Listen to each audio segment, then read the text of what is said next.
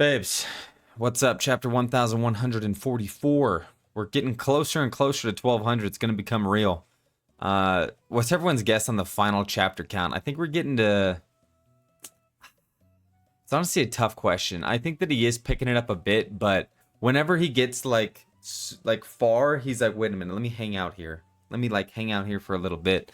And I think 1500 sounds about right, but at the same time, I think that he might close it out before then, but we'll see. I mean, if he really wanted to, he could easily get to 1500. I just don't know if that's something that he wants. So we'll see. With him dropping bombshells on every single chapter, I mean, like every single one, even like little stuff, there's always just like one bombshell. And I think he's gotten really good at it because he knows that every chapter now is a big fucking deal and there's so many eyes on it. Speaking of this chapter, Yamato saved the day, saved Mr. Carpenter with the nails out of his nose. I love that design. I think it's fucking awesome. I think Oda just missed drawing that guy because I don't think he was in any of the ones before. But he was saved. I don't know why that guy got captured in the first place, but he was saved. The bombshell in this chapter actually happens at the very beginning, and it's talking about this structure. This structure that supposedly is a facility that was built 3,000 years ago. That's the furthest back in One Piece for anything. Calling back 3,000 years. I mean, that was the time of the First World. So I don't know what the significance of it is going to be. But for Vegapunk to be saying that it's 3,000, Lilith Vegapunk, it's Vegapunk. To be saying that it's 3,000 years old is pretty fucking nuts. We have in this chapter all of these scary things making an appearance and looking to take some things out. And then we see some real intelligence here, in my opinion, from the Straw Hats, especially Jinbei and Brook, talking about like, hey, yeah, we can definitely help. And the Giants are like, dude, we don't even need your help. And I'm like, you're definitely going to need their help. I understand you guys are strong, you guys are tough, but you're definitely going to need their help. Cologne,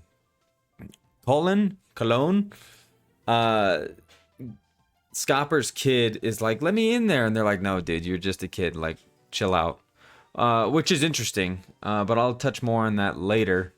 They talk about how there's a guy similar to Red Hair that was seen. The two guards that got beat up. Which also, Jarul is very big as well. He's no Loki large, but he's another big dude. Talking about devil fruits, this is where I feel like the Straw Hats kind of shine here in terms of their brains being like, are you sure there's only two intruders? Like, this is definitely more than two powers that we're seeing here. Like, it's gotta be. And I think that's a very clutch move. They definitely have been through the ringer, so they kind of know how this all works, and I think that they want to get involved. Which is good to see, and obviously we want to see how strong the Holy or God Knights are, how strong they really are, because I don't think that we really know too well yet. There hasn't been a whole lot of opposition to them, so we'll see where that's at. Cologne drags some of the Straw Hats, the weaker half, I guess you could say, of Straw Hats. I mean, the only two strong dudes are Brook and Jinbei. I mean, Nami has some power behind her, but all in all, I mean, she's not really that strong. Another thing I liked about this chapter was Gunko's music. After Eden listening to fucking tunes, I don't feel like, besides one, I can't say crappy, but one Left to Be Desired movie by Shanks' daughter.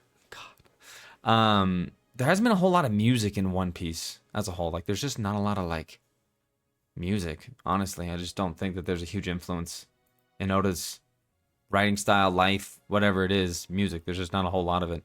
Saul's trying to stop these kids, but he realizes the more that he stops them, he's either hurting himself, which he doesn't care about, or he's hurting the kids, which he does care about. So he's slowly going to try to rescue these kids that are literally walking towards a fire. So that could be pretty bad. Obviously, I don't think that the God Knights even know that that's happening because that was done by Loki. So we'll see if they even care about that. Loki, Luffy, Zoro, and Sanji weren't even in this chapter, which is a little upsetting, but it is what it is. He's saving one of the kids, and then they are going to have to deal with one of these scary monsters.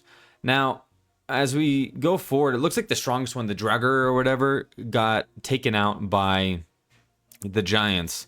And so I have to think that The scary things are strong, but they're not like incredibly strong, and they seem to function like what they are. Unlike I guess the zombies from Gecko Moria from Thriller Bark, but they do seem to function very accurately to what they are. So I can only imagine how scary this power could be if he's able to materialize just about anything. Because like I don't know if it was foreshadowing, but Gunko said that she was scared of Nika. And if he can like spawn a Nika, that would be kind of busted, broken, and silly.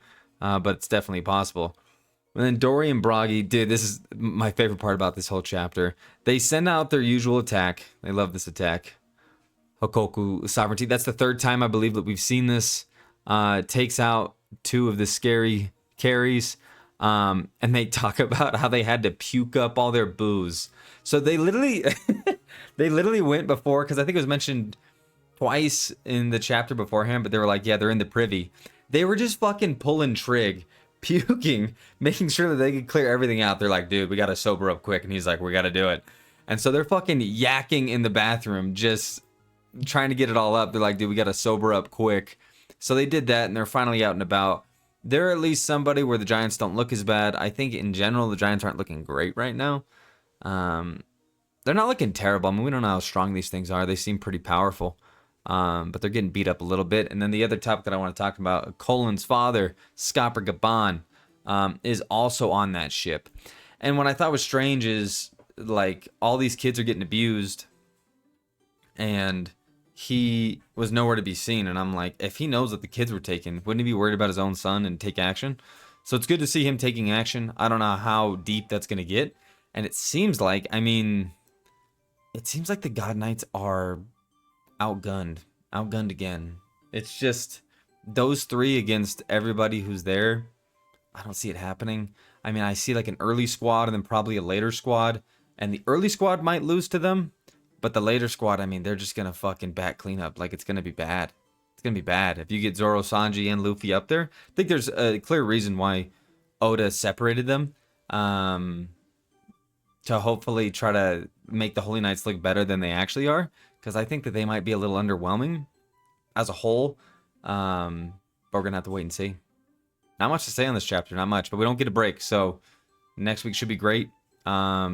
Anime's also coming back, so there's gonna be color pages, they said. And it's been gone for like 6 months or so. It's been gone a minute.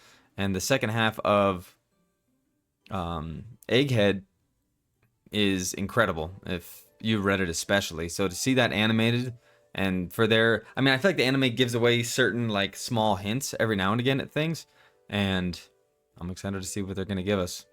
That's all I got. Enjoy your weekend. Peace out. Bye.